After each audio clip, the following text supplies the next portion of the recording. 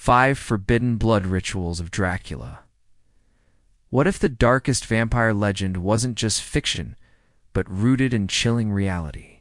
Vlad the Impaler, the man who inspired Dracula, now was feared not only for his cruelty in battle, but for the forbidden blood rituals whispered about in secret. Did he really drink from chalices filled with human blood? Did he mock Holy Communion with terrifying ceremonies of fear? Or were these stories carefully crafted to make him seem less man and more monster? Tonight we peel back the veil of history to reveal Dracula's most terrifying and forbidden rites. Secret number 1. The Chalice of Blood.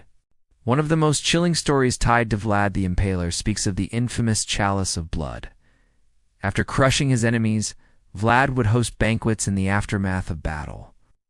But instead of fine wine, his goblet was said to be filled with the blood of the fallen.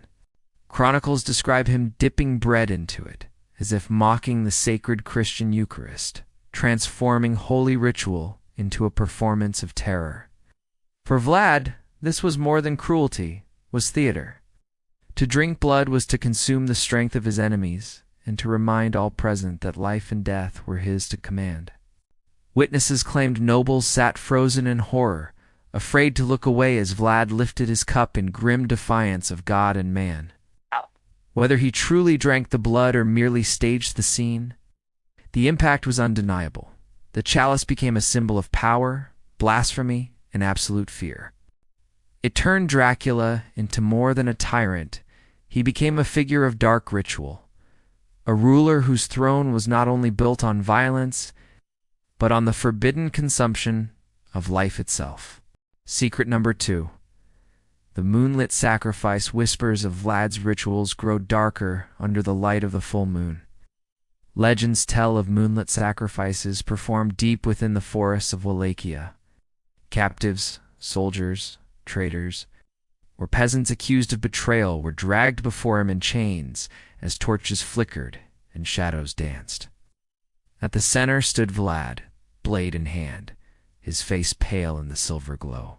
Witnesses claimed he slit throats with ritual precision, letting blood spill onto the earth as an offering to unseen forces. Some believed he sought the moon's blessing, drawing strength from cosmic cycles and binding his reign to powers beyond the mortal realm. Whether these tales were truth or propaganda, the imagery was terrifying. Vlad is not just a ruler, but a high priest of fear, weaving blood, moonlight, and death into one unholy ceremony.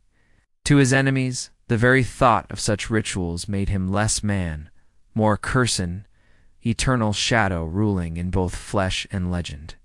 Secret number 3. The Communion of Fear. Not all of Dracula's rituals were hidden in the forest. Some were staged for an audience.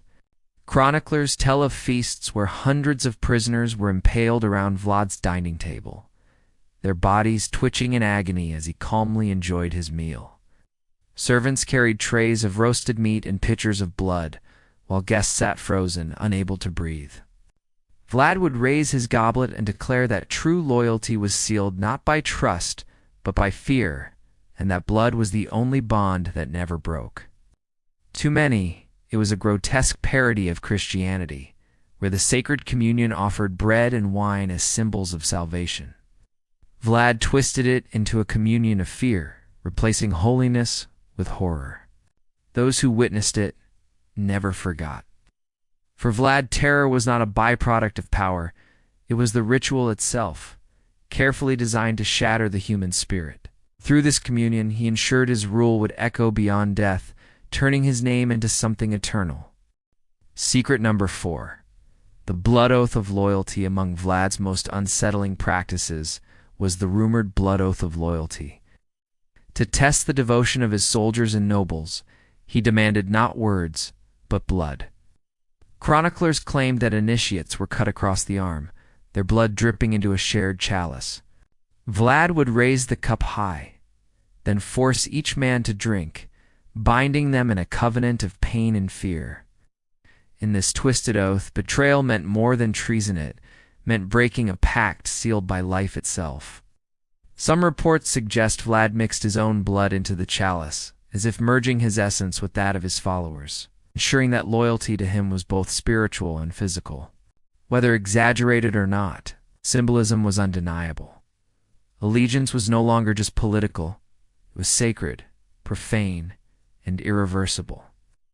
By transforming loyalty into ritual, Vlad turned men into instruments of his will, bound not by honor, but by a darkness they could never escape.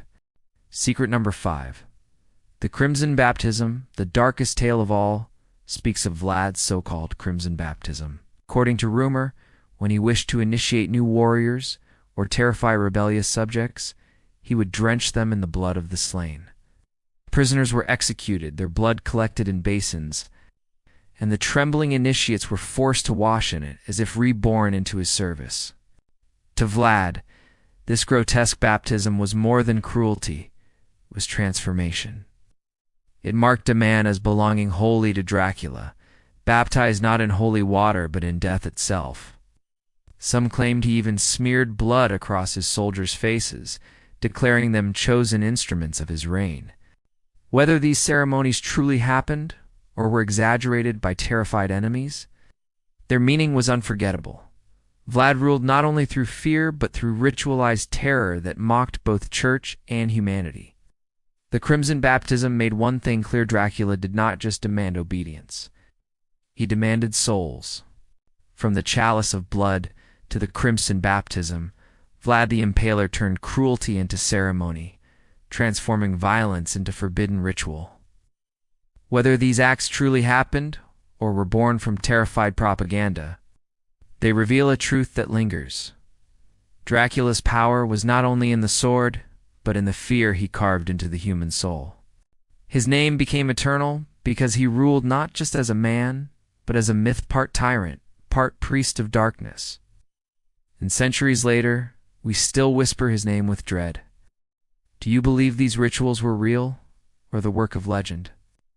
Share your thoughts below, and don't forget to like, subscribe, and join us again as we uncover more shadows of history.